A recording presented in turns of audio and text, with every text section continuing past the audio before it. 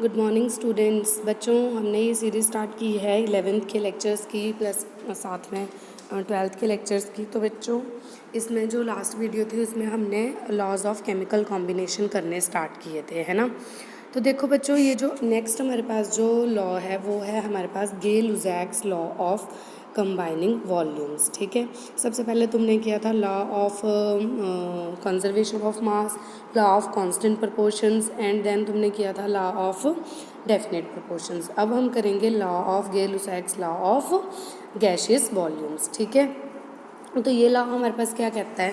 ये लॉ बोलता है this law states that under similar conditions of temperature and pressure whenever gases combines they do so in volumes which were simple whole number ratio. मतलब देखो, किसी भी condition में, जैसे एक वॉल्यूम हाइड्रोजन का लिया, एक वॉल्यूम क्लोरीन का लिया, तो क्या बना? 2 वॉल्यूम HCl के बनेंगे। ठीक है, सेम 1 वॉल्यूम N2 का लेंगे प्लस 3 वॉल्यूम H2 के लेंगे तो क्या बनेंगे? 2 वॉल्यूम NH3 के बनेंगे। तो जब भी कॉम्बिनेशन होगा under similar conditions of temperature and pressure, तो क्या होगा उसमें हमारे पास क्या होगा? ऑलवेज जो गैसेस हैं वो कैसी रेशो बियर करेंगी? वो always simple whole number ratio bear करेंगी। इसमें किसी बच्चे को कोई भी डाउट नहीं होना चाहिए। मैंने तुम लोगों को पहले भी कहा है कि अगर if you find any doubt तो तुम लोग कमेंट सेक्शन में पूछ सकते हो, और असाइनमेंट्स भी तुम लोगों को कमेंट सेक्शन में मैं डाल दूँगी। ठीक है, या वीडियो की डिस्क्रिप्शन के साथ मिल जाएंगी। नेक्स्ट हमारे पास जो लॉ है वो है एवोगैड्रोज लॉ। एवोगैड्रो ने बोला था कि equal volume of gases at same temperature and pressure should contain equal number of molecule. जैसे कि मान लो तुमने क्या किया, एक वॉल्यूम हाइड्रोजन का लिया और एक वॉल्यूम ऑक्सीजन का लिया, तो जितने मॉलिक्यूल एक वॉल्यूम ऑफ हाइड्रोजन में होंगे उतने ही क्या होंगे? एक वॉल्यूम ऑफ ऑक्सीजन में होंगे। आज मान लो तुमने एक वॉल्यूम कार्बन डाइऑक्साइड का ले लिया और एक वॉल्यूम अमोनिया का, कोई भी गैस ले लो, पर कंडीशन क्या है इसमें? कंडीशन बच्चों एक ही है। कंडीशन क्या है इसमें? कंडीशन जो है वो है कि जो at same temperature and pressure होनी चाहिए गैसेस। ठीक है, ये नहीं है कि तुम कोई भी टेम्परेचर या प्रेशर ले लो। अगर तुम टेम्परेचर या प्रेशर की कंडीशन चेंज करोगे तो नंबर ऑफ मॉलिक्यूल्स को तुम बराबर नहीं कह सकते हो। तो एवोगैड्रो के लॉ की जो पहली बात थी वो यही थी कि उसने क्या बोला था कि जब भी तुमने कोई भी इक्वल वॉल्यूम ऑफ किसी गैस का ले लिया, मान लो तुमने 10 लीटर ले ली हाइड्रोजन और 10 लीटर ही क्या ले ली, मीथेन ले ली, कार्बन, तो उन सब में equal number of molecules present होंगे। अगर एक में 100 हैं, दूसरे में भी 100 होंगे, तीसरे में भी 100 होंगे। अगर तुम क्या कर रहे हो? अगर तुमने प्रेशर और टेम्परेचर की कंडीशंस को क्या लिया है? सेम लिया है। बात समझ में आ रही है? किसी को कोई डाउट नहीं होना चाहिए इसमें। तो ये बड़ा ही इंपॉर्टेंट लॉ है। ठीक है, इसके साथ ही हमारे 5 लॉ खत्म हो जाते हैं लॉज ऑफ केमिकल कॉम्बिनेशन के। नेक्स्ट हम पढ़ेंगे डाल्टन्स एटॉमिक थ्योरी। तो देखो बच्चों, डाल्टन की एटॉमिक थ्योरी क्यों थी, क्यों आई थी? सबसे पहला साइंटिस्ट था डाल्टन, जिसने बात करी थी मैटर के डिवीज़न के ऊपर। ठीक है, उन्होंने एक्चुअली क्या बोला था? उन्होंने एक्चुअली बोला था कि जो हमारे पास, मतलब सोचने पे तो मजबूर होते हैं, हमें मैटर का तो पता चल गया था। मैटर की डेफिनेशन तुम सबको पता है। मैटर क्या होता है? Anything that has mass and occupy space is called matter. सबको पता है ये बात। तो मैटर का तुम्हें पता चल गया। अब क्या हुआ कि उसके बाद जो दिमाग में बात आ रही थी वो आ रही थी कि अगर मैटर को हम डिवाइड करते जाएंगे तो हम कहाँ पहुँचेंगे? हम डाल्टन ने बोला था कि जब तुम मैटर को डिवाइड करते जाते हो तो तुम एक स्टेज अचीव कर लेते हो जहाँ पे तुम उसको डिवाइड करते करते एक ऐसे छोटे से एटम के ऊपर पहुँच जाते हो जिसको तुम फर्दर डिवाइड नहीं कर सकते। ठीक है, तो उसने बोला था जो एटम है वो है जो सबसे छोटी फॉर्म है मैटर की। हालांकि ये थ्योरी बाद में फेल हुई, तुम्हें पता ही है। अगर ये थ्योरी फेल नहीं होती तो हमने स्ट्रक्चर ऑफ एटम नहीं पढ़ना था। इतना बड़ा चैप्टर है ना, वो तुम पहले 9th में भी पढ़ के आए हो और अब हमने +2 में उसको और इलेबोरेटिव वे से पढ़ना है। अगर देखो, अगर एटम ही मैटर का सबसे छोटा पार्ट होता, तो हम इतना बड़ा एक चैप्टर पढ़ने से बच जाते हैं, है ना। तो इन 1808 Dalton published a new system of chemical philosophy in which he propose the following: matter consist of indivisible atoms. What does that mean? That means कि मैटर एटम से बना है और एटम मैटर की वो फॉर्म है जिसको फर्दर डिवाइड नहीं किया जा सकता, मतलब सबसे छोटी फॉर्म है। all the atoms of a given element have identical properties including identical mass. Atoms of different elements differ in mass. क्या कहने का मतलब है, जैसे तुमने एलिमेंट ले लिया ऑक्सीजन, तो ऑक्सीजन क्या था, ये बात तो तुम्हें पता ही है या मैं बता रही हूँ, चलो अगर नहीं पता है, कि जो डाल्टन की एटॉमिक थ्योरी थी वो सारी की सारी करेक्ट नहीं थी, ठीक है, क्योंकि अब देखो इसने लाइन लिखी है all the atoms of a given element have identical properties होंगी, पर सबका मास डिफरेंट होता है, तुम्हें पता है, अगर मास नहीं होता तो आइसोटॉप्स आइसोमर्स ये चीज़ें आती ही ना। पर ये कहना चाह रहा था कि अगर ऑक्सीजन है तो ऑक्सीजन के सारे एटम्स क्या होंगे, सेम होंगे। अब हम इसकी थ्योरीज की बात करेंगे तो हमने तो यही लेना है ना कि जो एटम है अगर वो सेम एलिमेंट के ले रहे हो तो उनके सारे एटम सेम होंगे, अगर डिफरेंट के ले लो, मान लो तुमने एक ऑक्सीजन ले लिया नाइट्रोजन, तो वो डिफरेंट होंगे। Compounds are formed when atoms of different elements combine in a fixed ratio. तो कंपाउंड हम पहले वाले लेक्चर में भी डिस्कस कर, कंपाउंड कैसे बनते हैं, जब तुम दो या दो से ज़्यादा एलिमेंट्स को लेते हो और फिक्स्ड रेशो बाय मास, ठीक है, जैसे वाटर का एग्जाम्पल करा था हमने, कार्बन डाइऑक्साइड का एग्जाम्पल करा था। नेक्स्ट पॉइंट था chemical reactions involve reorganization of atoms, these are neither created not destroyed in a chemical reaction. तो कहीं ना कहीं ये law of conservation of mass को सपोर्ट कर रहा था, है ना। क्या बोला कि कुछ नहीं होता, जैसे मान लो कि तुमने हाइड्रोजन ले लिया और ऑक्सीजन ले ली, उनको मिला दिया तो वाटर बनेगा। अब क्या है, कहीं ना कहीं मॉलिक्यूल इधर उधर हो रहे हैं, पर ये नहीं कि वो टूटते नहीं हैं, वो क्या होते हैं, सिर्फ ऑर्गेनाइज होते हैं डिफरेंट बेस में। तो डाल्टन की एटॉमिक थ्योरी थी और ये बहुत ज़्यादा इंपॉर्टेंट है, ठीक है, इसको सब बच्चों ने अच्छे से कर लेना है। फर्स्ट पॉइंट है matter consist of individual atoms, second है all the atoms of a given element have identical properties including identical masses, atom of different elements are differ in mass, compounds are formed when atoms of different elements combine in a fixed ratio, and fourth point है chemical reaction involve reorganisation. ये word याद रखना है of atoms, these are neither created not destroyed in a chemical reaction, ठीक है, सबको समझ आ गया। अब नेक्स्ट हमारे पास है एटॉमिक मास क्या होता है।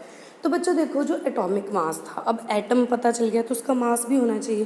देखो जो भी चीज़ें हैं हमने आज तक जो भी मेजरमेंट का सिस्टम है जो अडॉप्ट किया हुआ है, वो क्या है, कहीं ना कहीं से वो मतलब एक रेफरेंस के अकॉर्डिंग ही बनाया गया है। मान लो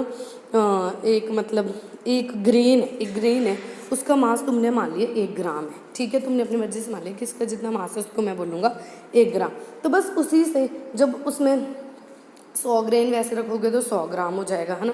तो ऐसे मतलब हमें एक रेफरेंस मानना पड़ता है, ठीक है, रेफरेंस मानना पड़ता है, और उसके बाद उसके अकॉर्डिंग हम सारे, जैसे मान लो एक मैंने टुकड़ा ले लिया किसी स्केल का और मैंने बोल दिया कि ये जो लेंथ है ये 1 सेंटीमीटर है, तो बस बाकी जितनी भी दुनिया में लेंथ की यूनिट आएगी वो उसी के रेफरेंस में आ जाएगी, मतलब वो 1 सेंटीमीटर है, 2 हो जाएगा, 4 हो जाएगा, उसका डबल लोगे, ट्रिपल लोगे, समझ आ रही है बात। तो ऐसे एटम का मास कौन से एलिमेंट के बेसिस पे डिसाइड किया गया था, वो किया गया था कार्बन के बेसिस पे। The atomic mass of an element is the number of times an atom of that element is heavier than a atom of carbon taken as 12. It may be noted that the atomic masses as obtained above are the relative atomic masses and do not the actual atomic masses. One atomic mass unit को क्या माना था, 1/12 of the mass of the carbon atom isotope. It is known as unified mass. मतलब क्या किया, carbon को लिया और कार्बन के मास को 12 मान लिया और बोला कि इस मास का 12th पार्ट कर दो, 12वां हिस्सा कर दो, उसको हम क्या मान लेंगे 1, मतलब उसको हम मानेंगे 1 एटॉमिक मास यूनिट। तो जितने भी बाकी तुमने दुनिया में मासेस करें, इसका मतलब क्या है, अगर किसी का मास जो है वो 10 है तो इसका क्या है, वो 1/12 का 10th पार्ट 10 टाइम्स है, ठीक है, कार्बन के 1/12 मास का 10 टाइम्स है। तो इस हिसाब से मासेस किए थे, मतलब रिलेटिवली उसको यूज़ किया गया था, ठीक है। मॉलिक्यूलर मास क्या होता है, मॉलिक्यूलर मास होता है is the sum of atomic masses of the elements present in a molecule. It is obtained by multiplying the atomic mass of each element by number of its atoms and adding them together. जैसे देखो for example methane दिया है तो multiply किसका करना है, इसमें CH4 है, 4 H हैं और हाइड्रोजन कितना होता है 1, तो 4 × 1 + 12 कितना आ जाएगा 16 U, है ना, यूनिट है एटॉमिक मास की। तो इसको सबने अच्छे से देख लेना है, ठीक है। ये क्या दिया हो हमारे पास, इसको सबने अच्छे से देखना है बच्चों, मॉलिक्यूलर मास ऑफ मीथेन। और ये तो तुमने 9th में निकाले भी हैं मॉलिक्यूलर मास, तो ये सबको आता ही है, इसमें इतनी टेंशन लेने वाली कोई बात नहीं है, ठीक है। ये सबको आते हैं निकालने, बहुत ही बेसिक सी बात है ना। नेक्स्ट है formula mass. Ionic compound such as NaCl, KNO3, ये सारे के सारे ये एज ए मॉलिक्यूल नहीं, ये कैसे सिंगल एंटिटीज़ नहीं होती इनकी, ये एग्जिस्ट करते हैं कंबाइन होकर, जैसे Na पॉजिटिव Cl नेगेटिव, तो क्या बनाएंगे, पैकिंग फॉर्म बनाएंगे, ठीक है। तो इन केसेस में हम क्या करते हैं, फॉर्मूला यूज़ करते हैं क्या कैलकुलेट करने के लिए इसका मास। तो इस मास को क्या बोल देते हैं हम, फॉर्मूला मास बोल देते हैं। जैसे NaCl है तो atomic mass of sodium plus atomic mass of chlorine, इसको ऐड कर लेंगे तो तुम्हारे पास क्या आएगा, मास आ जाएगा किसका, NaCl का। तो बड़ी सिंपल सी बात है, इसको यहीं से नोट कर लेना है तुमने, ठीक है। नेक्स्ट आ गया बच्चों वेरी वेरी इंपॉर्टेंट टॉपिक, जिसके ऊपर बहुत सारे क्वेश्चन आते हैं, और ये एक ऐसा टॉपिक है, इसकी मैं तुम्हें आज इंट्रोडक्शन कराऊंगी, ठीक है। इसकी जो बाकी इसका थोड़ा बहुत जो है वो मैं तुम्हें कल कराऊंगी, इसके तुम्हें कुछ क्वेश्चंस भी प्रैक्टिस कराऊंगी। इसमें तुमने घबराना नहीं है, ठीक है, कि कई बच्चे ऐसे होते हैं नहीं हमें समझ नहीं आ रहा, बहुत इजी है, बहुत इजी है, हम इसको वेरी इजी वे से करेंगे और सब बच्चों को अच्छे से समझ आएगा। ये इंपॉर्टेंट टॉपिक इसलिए है क्योंकि जो फिजिकल केमिस्ट्री का पार्ट तुम आगे जाके पढ़ने वाले हो उसमें क्या होगा, बहुत जगह मोल का यूज़ होगा, तो उसको यहीं पर अच्छे से सीखेंगे, ठीक है। मोल क्या होता है, it is found that 1 gram atom of any element contains the same number of atoms and 1 gram molecule of any substance contain the same number of molecules. This number has been experimentally determined and found to be equal to 6.022137 into 10 raised to power 23. The value is generally called Avogadro's number or Avogadro's constant, and it is usually represented by Na. Avogadro's number Na is equals to 6.022 into 10 raised to power 23.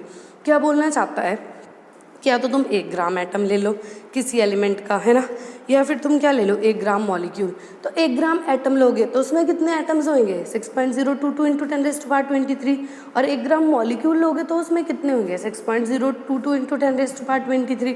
तो always क्या रहेगा कि मतलब ये कहना चाहता है कि जो हमारे पास मोल है वो एक तरह से करेंसी है। जैसे देखो हम बोलते हैं कि 1 रुपया है, 1 रुपये मतलब जैसे 100 रुपया है, ऐसे समझो इसको, ऐसे भी मत समझो, ऐसे समझो, मैंने बोला 1 दर्जन केले लेने, तो 1 दर्जन केले लेने तो तुम्हें पता है कि 1 दर्जन का मतलब है 12 केले आएंगे, सबको पता है, ऐसे तो नहीं है कोई बच्चा जिसको नहीं पता, सबको पता है ना। तो 1 दर्जन जैसे एक आइडेंटिटी बन गई, एक करेंसी बन गई, ठीक है। अब मैं 1 दर्जन अंडे लेने हैं तो तुम्हें पता है 12 अंडे, है ना। सेम वैसे जब मैं तुम्हें बोलूँगी कि 1 मोल का मतलब होगा 6.022 इंटू 10 रेज़ टू पावर 23। अब मैंने अगर बोला 1 मोल एटम्स तो तुम बोलोगे मैम इसका मतलब है 6.022 into 10 raise to power 23 atoms.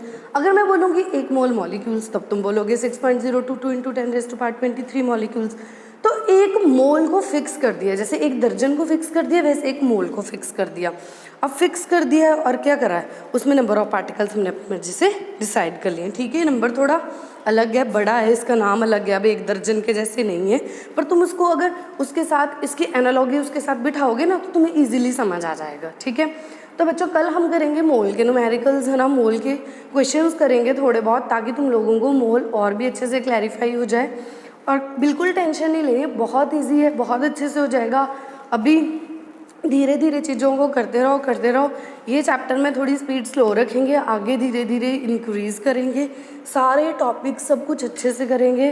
तुमने वीडियोस को देखते रहना है ना, और लाइक शेयर सब्सक्राइब करते रहना है। Thank you very much.